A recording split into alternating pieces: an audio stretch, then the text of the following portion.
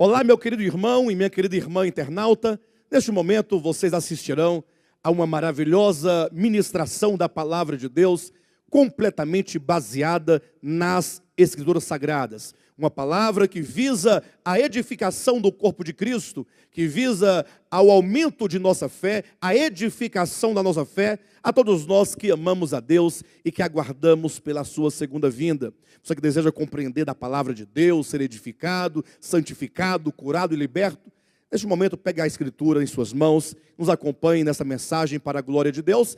Não se esqueça que no final você pode inclusive compartilhar com seus amigos essa mensagem, pode sinalizar com um joinha aqui embaixo do seu vídeo e mesmo tecer os seus comentários em o nome de Jesus. Queridos, vamos abrir a Escritura no Evangelho de João. Estava pensando essa semana sobre essa mensagem. Já preguei várias vezes aqui baseado em João capítulo 4, no texto em que Jesus conversa com a mulher samaritana. E aí me veio ao coração um desejo de ministrar novamente a partir desse texto, em razão de uma verdade fundamental, uma verdade central que consta aqui neste capítulo. Vamos ler agora aqui no capítulo 4, nos versículos 23 e 24. Eu pensei que nome eu poderia dar, que título eu poderia dar a essa mensagem, né? E aí eu confesso aos irmãos que me veio um desejo de falar para os irmãos que o nome da mensagem é Pela Milésima Vez. Mas não é esse o título, não. Isso porque, mais uma vez, queremos tocar num ponto fundamental da verdade e da nossa experiência. Isso em razão da nossa dificuldade de caminhar na verdade, ou de assumir para nós mesmos a verdade que nós queremos apresentar, que nós temos apresentado e que falaremos aqui esta manhã mais uma vez. Eu até mesmo dizia aqui na reunião do Querigma, foi na quarta-feira ou foi no Querigma da semana passada? Foi no Querigma.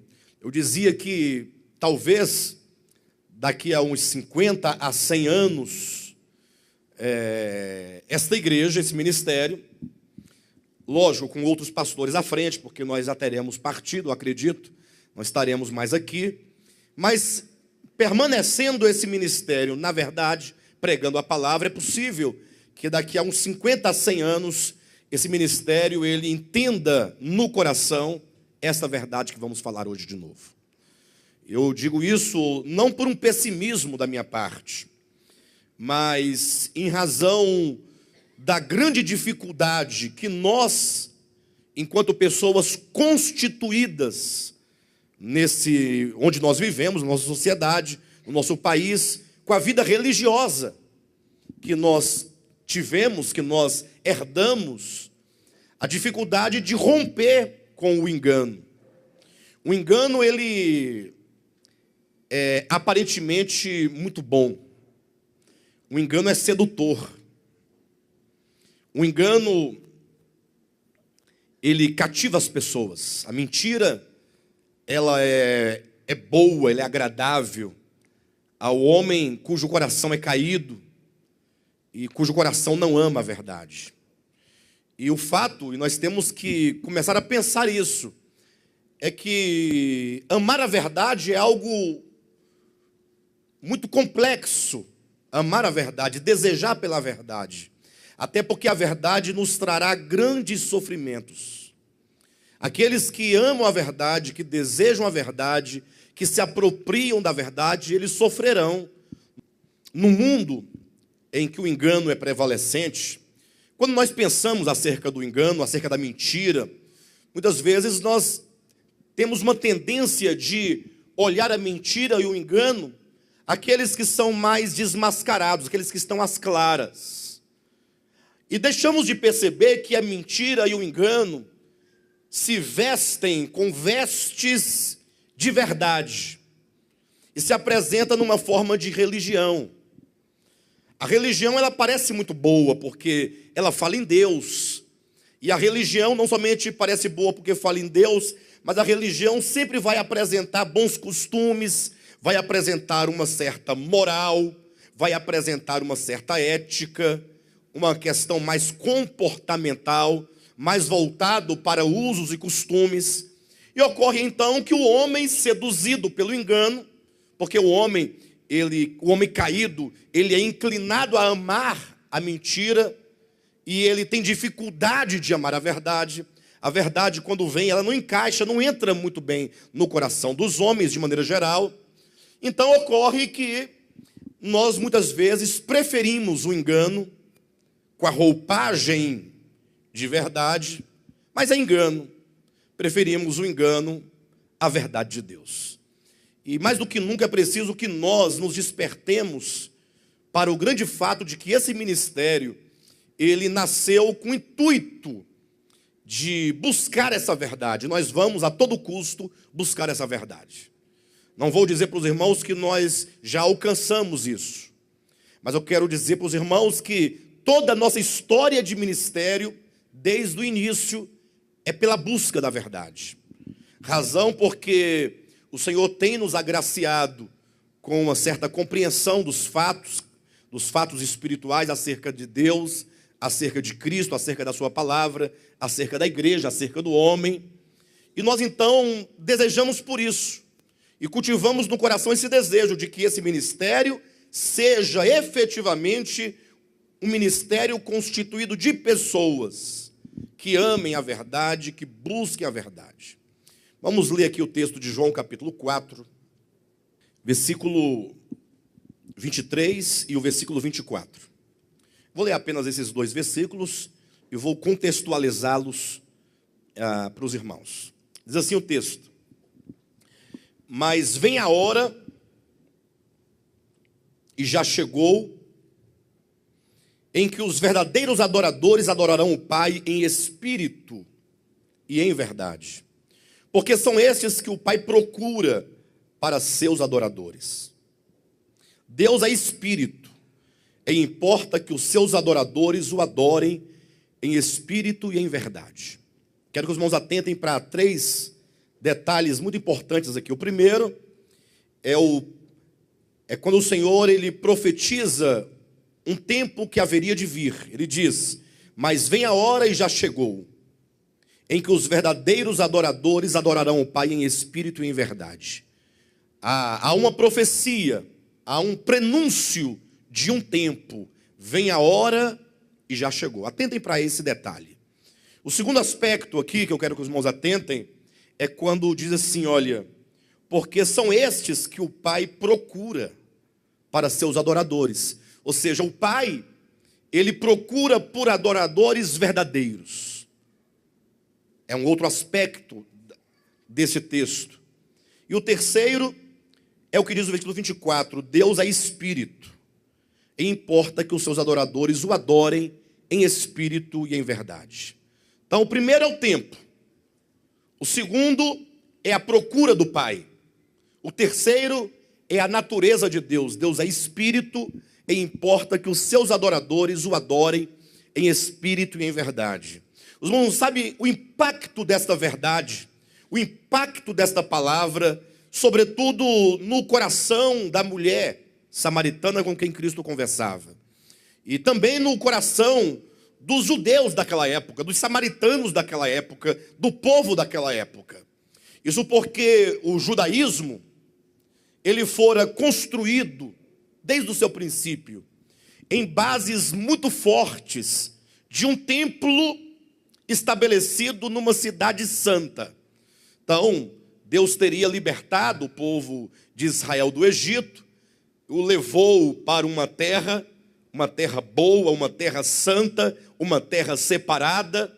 Inclusive, por muitas vezes Deus havia dito, por meio de Moisés, que aquele lugar, Jerusalém, era o lugar onde ele faria habitar o seu nome. A terra de Deus, a terra santa, uma terra separada. E Deus então também ordenou que o povo de Israel construísse um santuário, um templo. Mas não era qualquer templo. Era um templo cuja planta Deus havia entregue a Moisés. As medidas, os tamanhos, o modelo, os arranjos, tudo havia Deus orientado a Moisés que se fizesse daquela maneira. Não somente a questão estrutural do templo, mas também os utensílios sagrados, o altar de holocausto, a pia de bronze, onde se lavava as mãos e os pés dos sacerdotes antes de adentrarem o santo lugar, os utensílios do lugar santo, que era o candelabro, a mesa dos pães, um altar de incenso, e depois ainda dentro do santíssimo lugar havia também a arca da aliança, com os querubins, o propiciatório, uma urna contendo o maná, as tábuas da lei, a vara de Arão que floresceu, os cultos estabelecidos, as festas, os sacerdotes ungidos, separados, ordenados por Deus, que celebravam diariamente e sacrificavam diariamente segundo a lei. Então, toda a história do povo de Israel era uma história que tinha fundamentos concretos e palpáveis de uma fé tangível. Eu digo uma fé tangível porque a fé que eles tinham se materializava ali naquilo que eles realizavam, nos ritos, nas cerimônias, nos rituais que eles praticavam, nos cultos que eles praticavam. Eles tinham um dia sagrado, que era o sábado. Dentre outros dias sagrados, o sábado era o dia principal em que eles cultuavam a Deus. Tudo para eles eram sagrados. Eles tinham, tudo era sagrado. Eles tinham a água da purificação, as talhas que continham as águas. Enfim, eles tinham toda uma história concreta e material de uma fé tangível. E isso por muitos e muitos anos. Por muito tempo eles viveram, nasceram e cresceram com essa história, com essa vida, com essa relação com o templo, com as festas e com as coisas do judaísmo. Agora, irmãos, imaginem só que aqui em João capítulo 4, nós vemos Jesus em pleno meio-dia, diz a Bíblia, era a hora sexta, e ele então pede aos seus discípulos que vá comprar água, vai comprar pão, enquanto ele se aproxima desse poço. Quando diz a Bíblia que chega uma mulher samaritana para buscar água. Interessante como que o Senhor Jesus, ele pega as coisas simples da vida, do cotidiano, e ele nos apresenta como símbolo de algo importante. Vemos esse poço de Jacó como um símbolo. Na verdade, a água em si mesma, a busca, a sede, o desejo, como sendo um símbolo da necessidade de todos os homens na sua busca por Deus. O fato de essa mulher ir ao poço buscar água, e Jesus agora está sentado junto àquele poço, e olhar para uma mulher sedenta, uma mulher que vai diariamente buscar água, uma pessoa que pega o seu cântaro, pega o seu vaso e vai buscar água. Como que o Senhor toma essa figura para falar de uma necessidade de todos os homens? O fato é que todos os homens, eles têm uma necessidade de Deus, e eles têm, de alguma maneira, uma busca por Deus. Embora cada um busque a sua maneira, cada um tem seu próprio entendimento, mas o fato universal e atemporal é que todos os homens, onde quer que eles estejam, eles têm uma sede e eles têm uma busca por Deus. E nós não vamos ver isso nos animais, mas os homens têm, porque os homens, eles foram criados com espírito humano. Essa necessidade de Deus, essa busca por Deus, foi algo que o próprio Deus colocou dentro do homem. Então, quando vemos aqui no capítulo 4 de João, essa mulher indo buscar água, isso ilustra essa necessidade. O poço como sendo também um símbolo de algo que se propõe a saciar essa sede do homem. O que poderia ser dito que são as religiões. Seja ela qual for, não tem nenhuma religião que seja melhor ou pior do que a outra. Todas as religiões, elas se propõem a um único fim: saciar essa sede do homem. Eu sei que quando se fala de religião, cada um tem o seu posicionamento. Um acha que a sua religião é melhor do que a do outro. Mas todas as religiões são como que um poço cavado pelos homens. É o homem que cava aquele poço, é o homem que procura e provê a sua própria água para matar a sua própria sede. Por isso que esse poço ele é cavado por alguém. Ou seja, Jacó foi aquele que adquiriu umas terras e cavou aquele poço. Porque fala do esforço humano, da luta, do labor humano. E agora o ir buscar cotidianamente naquele poço a água é o esforço do homem, é a busca do homem para se saciar. Então, a despeito de qual seja a sua religião, o fato é que os homens, eles têm essa necessidade de Deus, eles procuram por Deus, eles buscam a Deus, e os poços, portanto, são as religiões, as mais diversas religiões que os homens com as suas próprias mãos cavam e para matar a sua própria sede. Portanto, não tem religião melhor e nem pior do que a outra. Todas têm a finalidade e o objetivo de matar a sede do homem. Agora, o grande problema é que, a despeito de quão boa seja a sua religião, o fato é que nenhum homem, ou melhor, nenhum poço ou nenhuma religião pode verdadeiramente saciar o homem. Por isso que os homens mudam de religião. Por isso que os homens se convertem a outra religião. E está numa religião, daqui a pouco vem um prosélito, evangeliza, aí ele vai e migra. Não, ele abandona a religião A e vai para a religião B, porque agora ele cansou da religião A, ele se desiludiu com a sua própria religião, e aí ele tem que migrar para uma nova religião, para um novo poço, onde ele possa tomar uma água um tanto diferente, para que ele tenha a sensação de que agora minha vida vai mudar. É quando o católico se converte para a igreja evangélica. Ele fala, agora eu encontrei Jesus, agora eu estou no caminho da verdade. Aí ele fica lá até ele descobrir que aquele poço também tem uma água que não sacia, que não resolve o grande problema da alma humana, o grande problema do espírito humano, o grande problema do homem.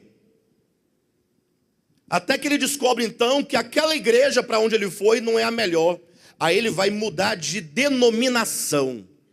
Ele vai para um outro poço. Porque lá, agora não, agora eu estou no caminho certo. Aí, chegando naquela denominação, ele fica empolgado por algum tempo, porque a água é um tanto diferente, mas logo ele se desilude. E aí fica nessa busca eterna de um dia eu vou encontrar esta água.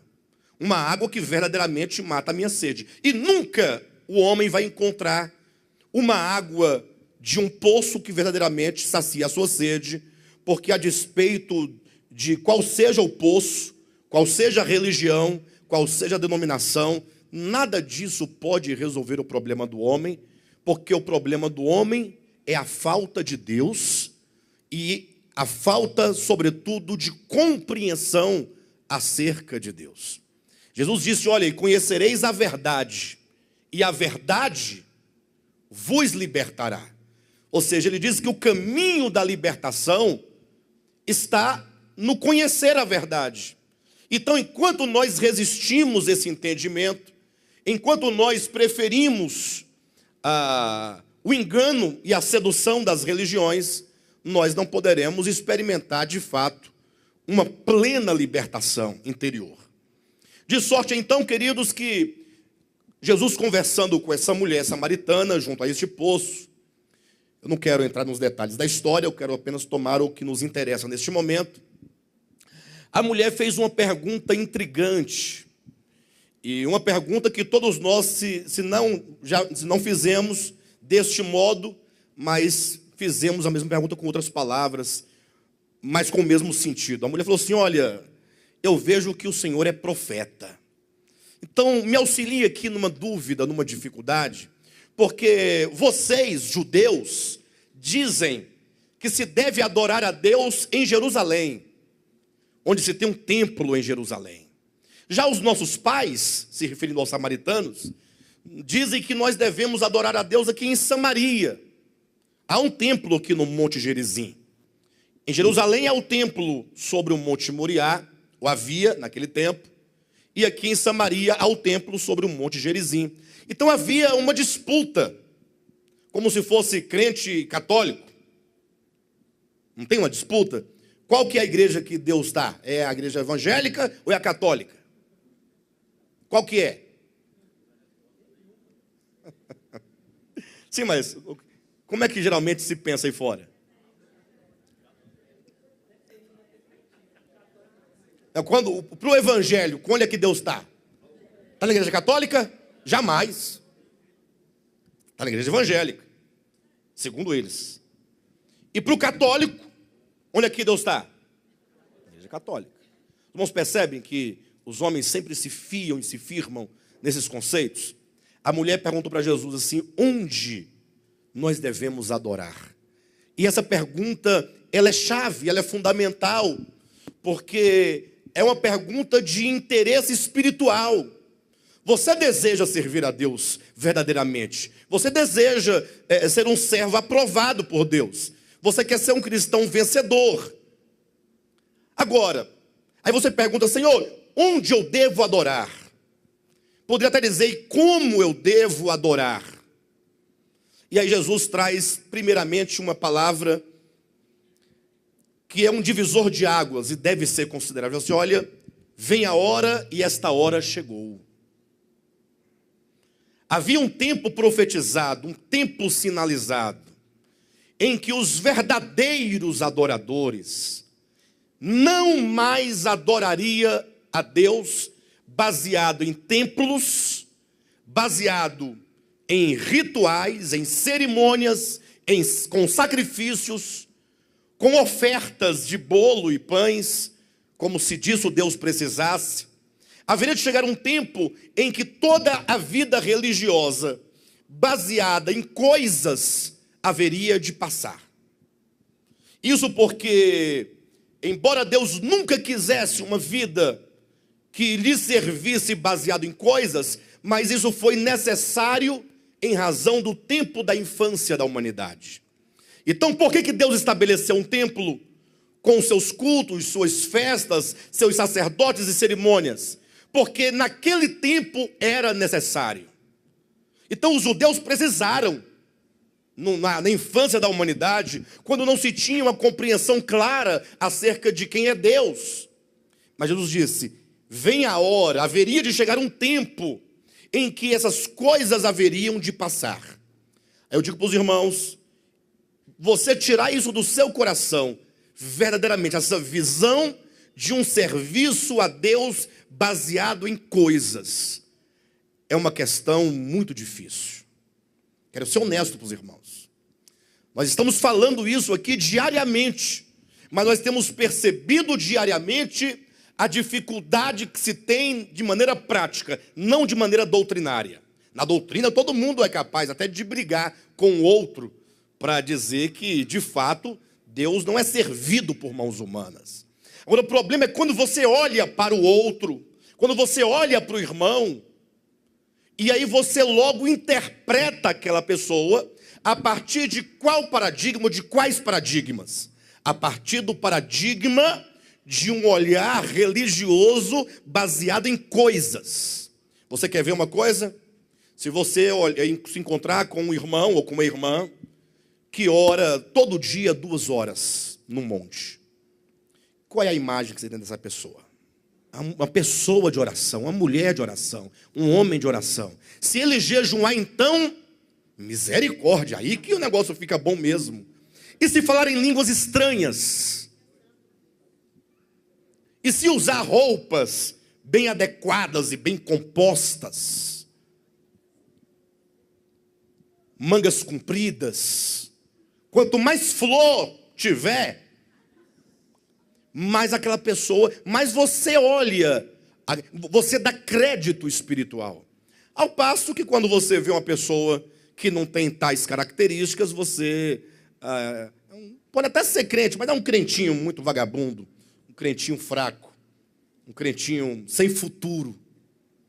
Esta é a verdade. Sabendo, nós medimos as pessoas por esta aparência ainda do tempo da infância, por meio das coisas. Então vencer isso é muito difícil, mas é preciso que haja uma disposição. Se você compreende a verdade, você precisa se despir de qualquer herança religiosa, sabendo que o tempo já fora determinado. Em Cristo ou de Cristo para frente, não se adora a Deus baseado em coisas. Isso porque agora, e aí vem o segundo ponto, Deus procura adoradores verdadeiros. Não que se refira a alguém que adora com falsidade no coração, mas esse verdadeiro está para o tipo de adoração que Deus reclama para ser. Ou seja, Deus não quer que você construa um templo, o mais belo templo, o maior templo de todos, e que você tenha os utensílios reproduzidos lá do povo de Israel, do templo de Israel. Não. O que Deus quer? Deus procura pessoas que o adorem em espírito.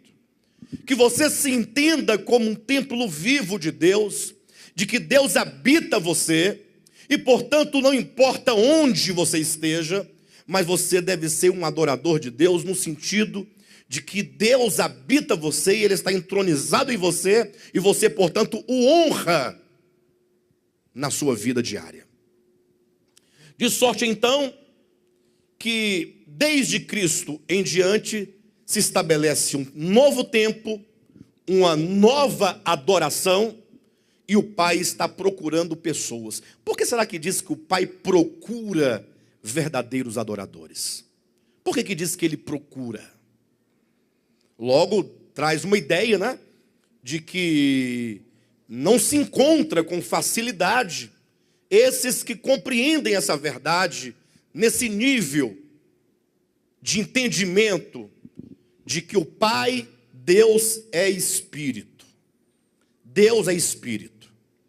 E Deus, portanto, não pode ser servido por mãos humanas, com coisas humanas. Eu separei aqui alguns pontos, 4 ou 5, vai depender do tempo. E eu quero demonstrar, portanto, pela Escritura aos irmãos, o que o reino de Deus não é. O que o reino de Deus não é. Isso porque nós talvez tenhamos uma imagem, uma ideia do que seja servir a Deus, do que seja o reino de Deus, do que seja a vontade de Deus. Então nós tirando esses elementos de cena, logo nós vamos começar a perceber que nós precisamos buscar uma experiência genuína no Espírito com Deus e não meramente em coisas oferecidas a Ele. Abra sua Bíblia em Romanos capítulo 14, versículo 17. Eu sei que muitos, ao ouvirem esta mensagem, ou mensagens semelhantes a essa, não aceitam no seu coração. E por não aceitarem, preferem buscar uma outra mensagem que se adeque melhor à sua compreensão. Os irmãos fiquem bastante à vontade, tá, amados? Caso os irmãos não concordem com a palavra, você não precisa concordar. Ou melhor, é de cada um o concordar ou não. Se você não concordar, achar que não é isso, você tem várias opções, né? Em Brasília, por exemplo, tem bastante igreja universal do reino de Deus, tem muitas. Todo lugar tem uma. Você pode também ir para a Assembleia de Deus, Ministério de Madureira. Se você não gostar da Madureira, tem a Missão, a São Cristóvão. Assembleia de Deus São Cristóvão. Vocês não conhecem, não? Tem. Tem presbiteriana renovada, batista renovada, tradicional. Ou seja, são muitas opções que você poderá. Tem até a renovação carismática da Igreja Católica, que você poderá escolher.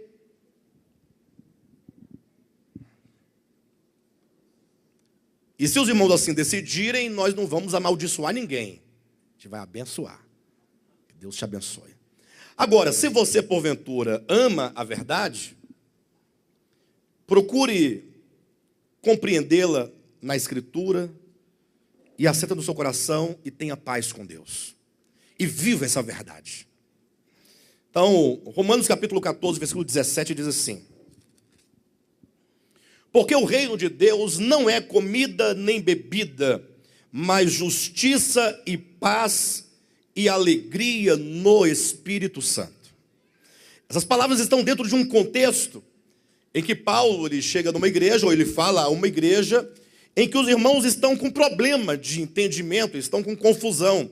Isso porque havia na igreja, a que Paulo faz referência aqui, na igreja de Roma, havia irmãos que pensavam que servir a Deus verdadeiramente exigia abstinência de alguns alimentos, talvez como abstinência de comer carne, ou abstinência de beber vinho, é o que faz referência a carne e vinho, aqui nesse texto.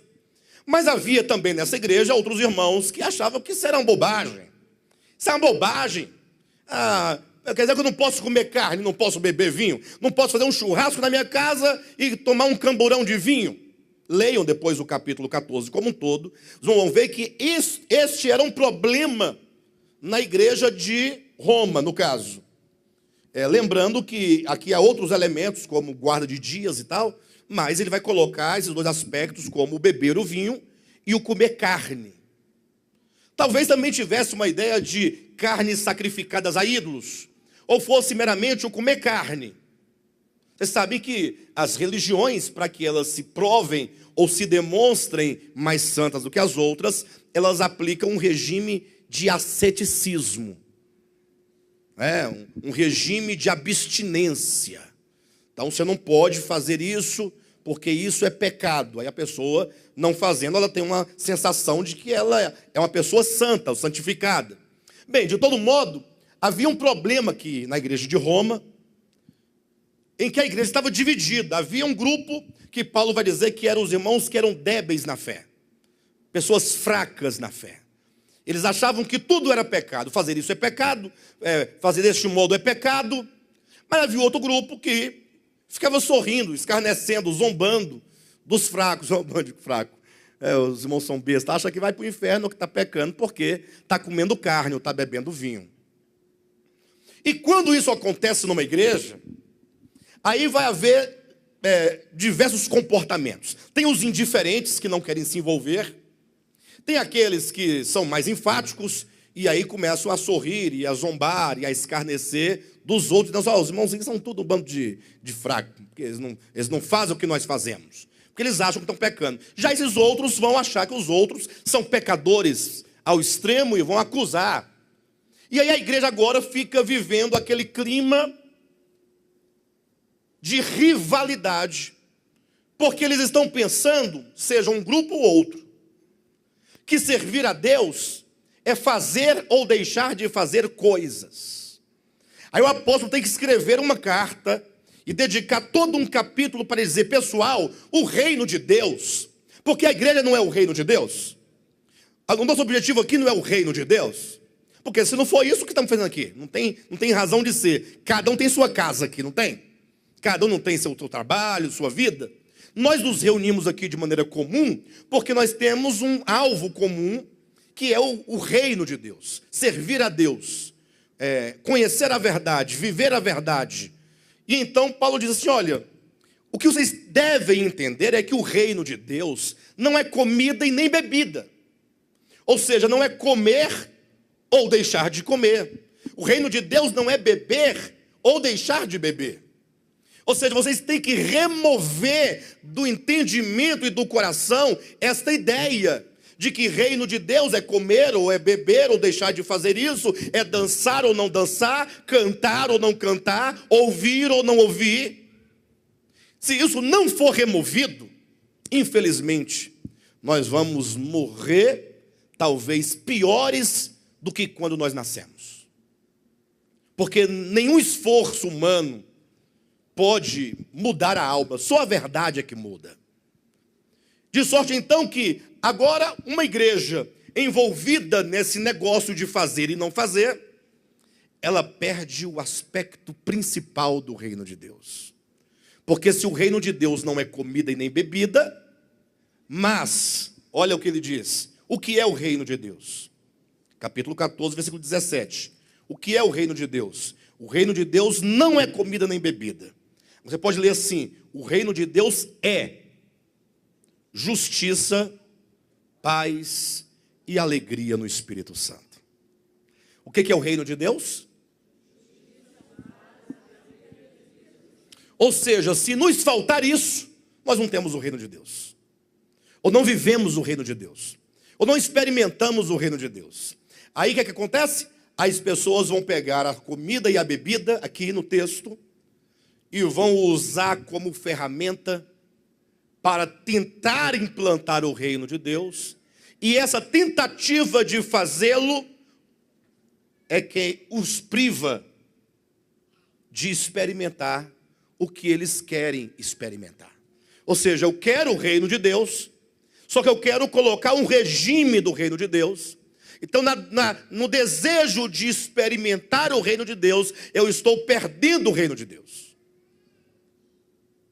Então, nada justifica alguém levantar e dizer, olha, nós estamos fazendo isso aqui, essa reforma, esse tumulto, isso aqui é para melhorar. Não.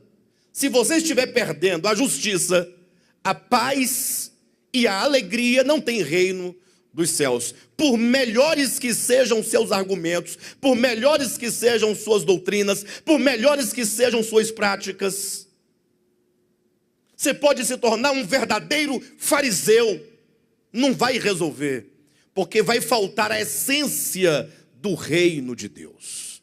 Agora, quem quer saber do reino de Deus enquanto justiça, paz e alegria? Isso é uma bobagem. Quem quer saber de justiça, paz e alegria aqui? Deixa eu ver. Vocês querem? Que maravilha!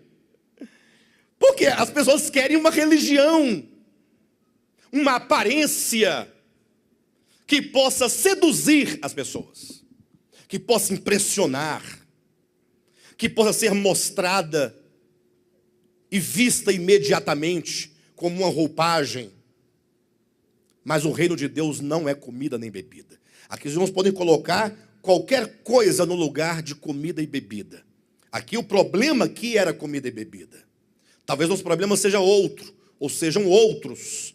Mas o fato é que o reino de Deus, ele consiste numa vida harmoniosa em que o Espírito Santo gera dentro de nós um sentimento de justiça, de alegria e de paz interior. Aí é o reino de Deus. Aí o problema é que, às vezes você chega num grupo religioso, e o grupo religioso não tem justiça, paz e alegria do Espírito Santo. Eles não têm. Mas tem as suas regras, tem lá os seus modelos, né? Tem lá as suas roupas, suas práticas, suas cerimônias. Assim, aparentemente, se olhando assim, parece que é um povo de Deus, de fato, bem. Mas eles não têm, falta no coração, justiça, paz e alegria. Aí esse grupo, porque anda com a Bíblia debaixo do braço, olha para um outro grupo que, teoricamente falando, socialmente falando, não é nem mesmo igreja, porque não se estabeleceu como tal, porque não tem aquelas práticas. Porém, esse grupinho aqui, ele tem paz, alegria e justiça no coração. Aí este grupo aqui, religioso, vai dizer que eles estão indo para o inferno. Olha como somos nós, os homens. Como que nós julgamos a partir de uma visão lá da infância, com o templo, seja em Jerusalém, seja em Gerizim. E nós ignoramos que Deus é Espírito, que Deus não está preso a estas coisas. Há um outro texto, Mateus capítulo 23, abra sua Bíblia. Mateus capítulo 23, versículo 23. Ai de vós, escribas e fariseus, hipócritas, porque dais o dízimo da hortelã, do endro e do cominho, e tendes negligenciado os preceitos mais importantes da lei. Quais são? A justiça, a misericórdia e a fé. Devíeis, porém, fazer estas coisas sem omitir aquelas. Jesus agora chega para um grupo de religiosos. Se tinha um povo que merecia o título de religião verdadeira, eram esses aqui, escribas e fariseus, empenhados pela prática da lei. E aí eles eram tão meticulosos que eles davam o dízimo. Mas não somente davam o dízimo do que eles possuíam, mas até mesmo do endro, do cominho e da hortelã. Quando Jesus diz que eles davam o dízimo do endro, cominho e hortelã, ele está dizendo como que eles eram legalistas, Como é que eles eram atentos a cada detalhe. Aquela pessoa que vai dar o seu dízimo, e ele tem que dar o dízimo em cheque, porque ele tem que colocar lá até os centavos dos centavos, porque para poder ser rigoroso, não, eu estou fazendo a coisa certa, como aqueles que discutem se o dízimo é do bruto ou do líquido, do salário bruto ou líquido, imagine só. Então assim eram os fariseus. Eles tinham todo um procedimento legal, um comportamento legalista. Só que eles estavam deixando passar o que era mais importante, que era a justiça, a fé e a misericórdia. Então, novamente, nós vemos que o reino de Deus, a vontade de Deus, as coisas de Deus, não são simplesmente, como diz Paulo em Romanos, não é comida nem bebida, como também não é o cumprimento legal de algum preceito. Porque, imagine só, se eles eram meticulosos no sentido de dar o dízimo do endro, do cominho, da hortelã, não era digno de um elogio ou não? Puxa, mas como vocês são pessoas, olha, rigorosas, caprichosas, pessoas diligentes, corretas, porque dá o dízimo até da hortelã, do cominho, tem que ser muito fiel. Jesus fala, não, mas vocês estão desprezando o que é a verdade, a justiça, a fé e a misericórdia. Aí eu pergunto para os irmãos, o que é melhor do seu ponto de vista? Não precisa responder não, é só pensar. Você ser aquele que dá o dízimo de tudo certinho, rigorosamente, de modo que todos te olham e falam assim, aquele irmão ou aquela irmã pensa numa pessoa fiel. Ou você exercer misericórdia. O que é melhor? O exercício da misericórdia ou a imagem de crentão fiel? O que é melhor? Não, o que é melhor? É melhor? Os irmãos percebem o quanto que o engano ele é mais gostoso. Vocês conseguem ver isso, não? Tem que falar a verdade. É lógico que a imagem de crentão para a carne é melhor. Você ser elogiado, aplaudido, todo mundo falar bem de você. Você ser a referência de santidade, de pureza, de integridade. Mas exercer misericórdia o reino de Deus, não é comida, não é bebida e nem é a prática legalista de algum preceito. Mas tudo está aqui, ó, justiça, paz, alegria, fé, misericórdia. Veja como a Escritura está sempre dizendo, gente, pelo amor de Deus, olhem para dentro de si, olhem para os seus corações e comece a servir a Deus a partir do templo vivo que é você. E vamos deixar essa vidinha de igrejinha, de crentinhos, de ficar olhando um para o outro, acompanhando, fiscalizando, ligando para o outro, falando. Comece a se entender, você é um templo vivo de Deus, o Pai procura verdadeiros adoradores, que andem de acordo com as virtudes de Cristo derramadas no coração.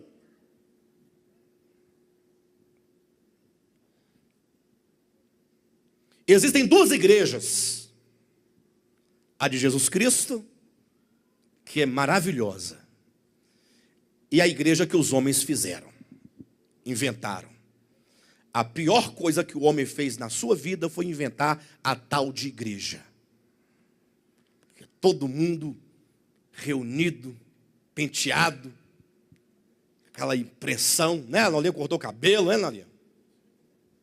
Fez uma escova para fora. Hein? Não é? Que coisa horrível. Não, não é o seu cabelo, não. É porque eu voltei para o assunto da igreja. dos homens. E eu quero ser bastante honesto para os irmãos. Bastante honestos. Bastante honesto para com todos vocês.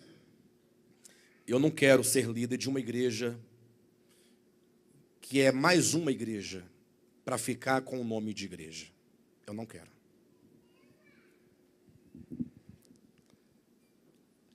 É preferível que nós não nos entendamos como igreja, nem queiramos ser alguma coisa, se denominar, se apresentar. Nós temos que nos voltar para a essência. Só isso que vale. Nada mais vale a pena. De sorte que o tempo nos mostra, e vai nos mostrando, que às vezes nós estamos no caminho errado, com a palavra certa. Aí eu pergunto, e o que fazer diante disso para romper com esse sistema diabólico no coração dos homens? O que fazer? Os irmãos conseguem entender o que eu estou dizendo? Eu não vou perguntar se vocês concordam, que eu não quero nem ouvir. Mas o fato é que os homens gostam das igrejinhas inventadas, feitas, organizadas.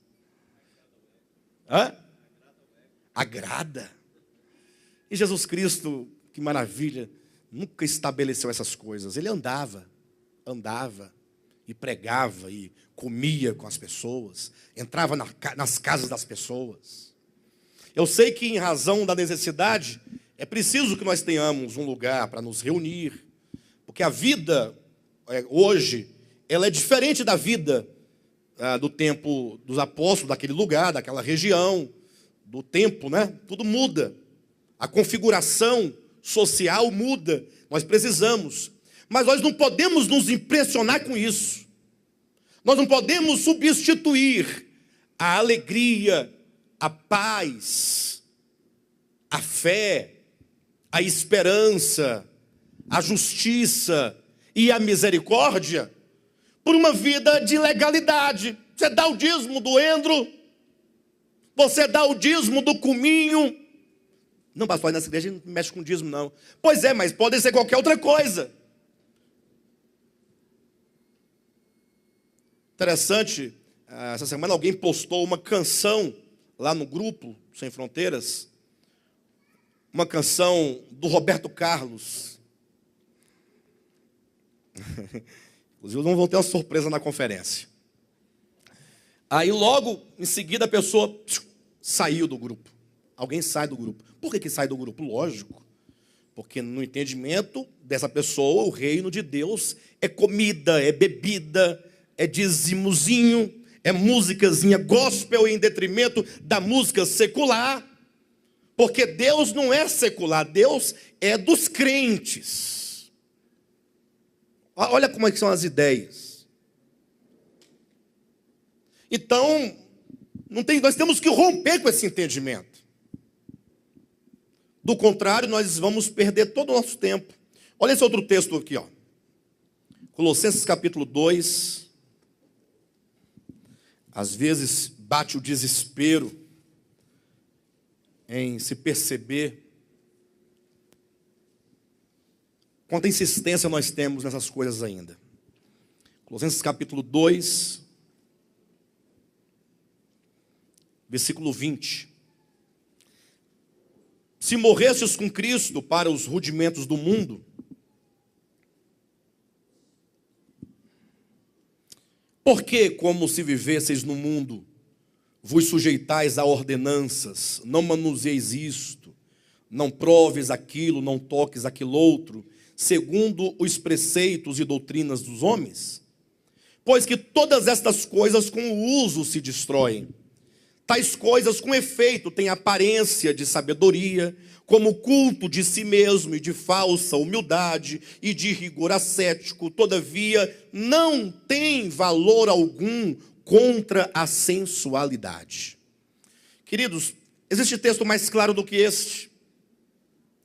Olha, ele pergunta, se morresses com Cristo, em outras palavras, a vida cristã, a vida piedosa, não é um conjunto de regras, de fazer e não fazer, mexer e não mexer, virar-se ou não virar-se. Não é isso. Mas o quanto que é difícil nós abrirmos mão dessas coisas. Nós entendemos e pregamos isso, mas o que vale mesmo é se você mexe ou não mexe. Isso é o que vale. É o que vai prevalecer. No final das contas, a pergunta é, e aí? Você toca ou não toca? Como diz aqui, né? Você manuseia ou não manuseia? Não, você manuseia, que eu sei. Eu sei que você manuseia. Hã? O Jailson manuseia. Gente, a questão é, se morrestes com Cristo. A vida cristã consiste em morrer. Primeiramente, morrer para o mundo, para o ego. Mas morrer para o mundo não é morrer para o tocar, não tocar, mexer, não mexer, manusear, não manusear. As pessoas pensam que se ela não manuseia, se ela não toca, se ela não come, se ela não bebe, se ela não mexe, se ela não dança, eu morri para o mundo. Morreu mesmo, você está morto. Mas não é morto com Cristo, não. Você é uma múmia. Você não vive. Você não se alegra, porque é pecado até sorrir. Você vai fazer uma festa na sua casa, aí você vai colocar lá Shirley Cavalhais na sua festa. Pensa numa festa triste, festa de criança, passando Oséias de Paula. Não que não possa passar, tem muita música do Oséias boa, músicas cristãs boas. Mas é porque você não entendeu que você pode ser feliz. Pensa numa dificuldade, uma festa, todo mundo triste. Aí canta o parabéns, cada um come um pedaço de bolo, já empanzina logo com refrigerante. Aí a festa acabou, não tem mais nada para fazer. Vai fazer o quê? Nada, vamos para casa, acabou. Por quê? Porque não pode. Aí a pessoa não morre com Cristo, porque está muito viva no seu ego, muito viva na sua alma, nos seus traumas, nos seus enganos, nos seus ódios. Então, vida cristã é, se morrestes com Cristo, é morrer para o pecado, para a maldade, para a inveja,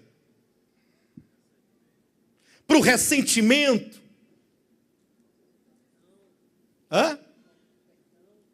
Para a falta de perdão.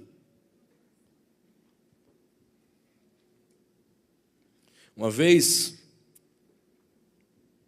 teve um certo indivíduo que foi preso, e aí ele tinha lá os seus algozes que todos os dias dava o castigo que ele merecia, ou pelo menos que dava o castigo nele. Sei que quando ele saiu de lá, ele conseguiu se tornar o grande presidente daquele país, e tinha o costume então de ter a festa de posse, em que essa pessoa que se empossava enquanto presidente podia trazer não somente os seus convidados, como havia 2 lugares de honra, à direita e à esquerda, que eram as pessoas mais honradas dessa pessoa. Aquele indivíduo que esteve preso, que depois se tornou presidente, né? Trouxe os 2 algozes, os 2 carcereiros, para sentar à direita e à esquerda dele, com as pessoas de maior honra.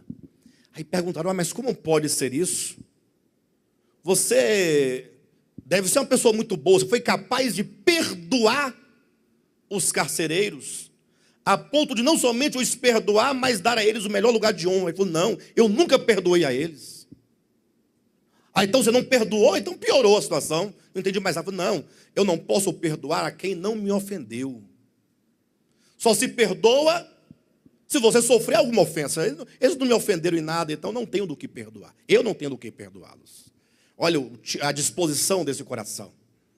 Agora, é lógico que é muito mais fácil e muito mais sedutor uma vida cristã baseado na perseguição dos outros.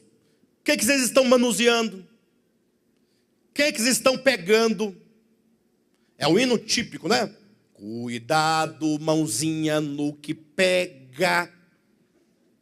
Cuidado, mãozinha, no que pega. Você está pegando em quê? O Salvador do céu está olhando para você. Meu Deus, que medo. Que desespero. Como se Deus não tivesse o que fazer. Olhando, está pegando em quê? Hein? Para de pegar. Vidinha, né? Triste. E nós queremos trazer isso para as nossas vidas coletivas. Não manusieis isto, não proves aquilo, não toques naquilo outro, segundo os preceitos e doutrinas dos homens. São os homens que inventam essas coisas. Querem te governar, eles querem te dominar, controlar. Só que essas coisas, versículo 22, com o uso se destrói, não tem valor eterno, se acabam, passam. Tais coisas com efeito têm aparência de sabedoria, ou seja, parece que é sábio estabelecer essas normas.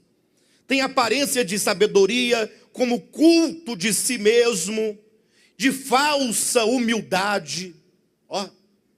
Pensa numa humildade, de rigor ascético, todavia não tem nenhum valor contra o pecado, a natureza pecaminosa, a sensualidade, o mal dentro do homem. Nenhum valor. Pode usar uma burca, pode virar freira, vestir roupa de padre, não vai mudar a sua natureza. Você sempre será aquilo. Mais um texto aqui em 1 Coríntios capítulo 11, versículo 2. Os irmãos encontraram? 1 Coríntios capítulo 11, versículo 2 diz assim: de fato, eu vos louvo porque em tudo vos lembrais de mim e retendes as tradições, assim como vô-las entreguei. Quero, entretanto, que saibais ser Cristo o cabeça de todo homem, e o homem o cabeça da mulher, e Deus o cabeça de Cristo. Olha que coisa interessante. Uma igreja que guardava as tradições, porém não sabia acerca do significado da tradição do uso do véu. Eles tinham lá o uso do véu, o capítulo todo vai falar sobre o véu, sobre o cabelo. Só que eles tinham usavam o véu apenas como se fosse uma ordem. Temos que usar o véu. Então, as mulheres usavam o véu naquela igreja com um rigor. Tem que usar o véu. Até porque eles tinham isso como uma tradição. Olha, o versículo 2 diz, o 2: de fato eu vos louvo porque em tudo vos lembrais de mim e retendes as tradições. Ele está falando aqui de uma tradição, de um costume local. Então, a pessoa que traz as tradições, a pessoa que pensa, inclusive, que a obra de Deus, a igreja, o reino de Deus, consiste em tradição, em costumes, passa a vida todinha procedendo de acordo com o costume, de acordo com a tradição, cumprindo fielmente a tradição, sem saber, entretanto, qual é a verdadeira vontade de Deus. Por isso que é dito aqui, que ele fala, olha, vocês guardam as tradições, quero entretanto que saibais. Ou seja, vocês têm que saber de algo. E ele diz que Deus é o cabeça de Cristo. Tem que saber disso. Vocês sabiam que Deus é o cabeça de Cristo? Mas e Deus é o cabeça de Cristo? O que isso significa? Governo, autoridade. E se tem autoridade, se tem governo, tem aquele que está submisso a este governo, a essa autoridade. Então a relação de autoridade e submissão entre o pai e o filho é perfeita. O filho se submete ao pai, mas não é por medo e nem por obrigação, é porque ele diz: eu amo o pai e o pai me ama. É uma relação em amor, de autoridade e submissão dentro da economia divina. Aí ele diz: eu quero também que vocês saibam que Cristo é o cabeça de todo homem. E aí começamos a entender que, pelo menos teoricamente, o homem, ele deve estar debaixo de governo. Nós não somos homem do sexo masculino, governo de nós mesmos. Querer impor um governo próprio, uma autoridade própria. E então ele diz que o homem é o cabeça da sua mulher. Então essa relação de governo não pode ser vista como depreciativa. Ah, porque nós estamos no século 21, pastor. Mulher não pode estar submissa a marido. Não, mas não é essa submissão que você está pensando.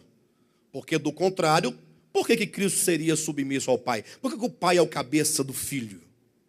Então essa relação de amor, de governo, é uma relação do equilíbrio da vida. Só que as pessoas não querem saber de governo, de submissão, de autoridade de submissão, dessa relação de amor. As pessoas querem saber: você tem o véu ou não tem o véu? Já comprou o seu véu? O reino de Deus não é comida, não é bebida, não são dízimos, não é mexer, não mexer, tocar, não tocar, manusear, não manusear. O reino de Deus não é o uso do véu, não são tradições. Olha, um tanto de coisas que a Bíblia vai colocando de lado. Não é.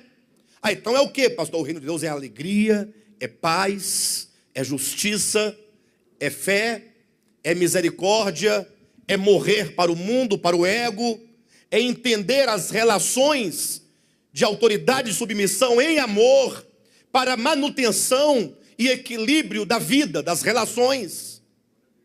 Se nós conseguíssemos tocar nesses pontos, nós evitaríamos grandes problemas na nossa vida. Todos os nossos problemas consistem na ausência dessas coisas. Mas nós temos muito das outras coisas que a Bíblia diz que não é. O último texto que eu quero ler com os irmãos, Hebreus capítulo 13, versículo 9. Não vos deixeis envolver por doutrinas várias e estranhas. Porquanto o que vale é estar o coração confirmado com graça e não com alimentos, pois nunca tiveram proveito os que com isto se preocuparam. Quanta clareza, né? Não vos deixeis envolver por doutrinas várias e estranhas. Por que ele diz doutrinas várias? Porque as doutrinas humanas são muitas. E elas não param de nascer, não. Porque elas passam e outras precisam tomar o lugar. E estranhas porque elas não fazem parte da doutrina de Deus. Ela é estranha à vontade de Deus revelada nas Escrituras. Mas as pessoas, elas querem ter um bojo cheio de doutrinas, ainda que sejam várias e ainda que sejam estranhas. Porque essas muitas doutrinas dão a sensação, uma vez cumpridas, uma vez acreditadas, elas dão a impressão de que a pessoa, ela está salva. Não é assim? A pessoa tem lá o seu conjunto de doutrinas, porque ela crê e ela cumpre tudo aquilo, então agora ela se sente uma pessoa salva, e se sente agora até no dever de salvar outras pessoas. Não, eu tenho que pregar para as pessoas serem salvas.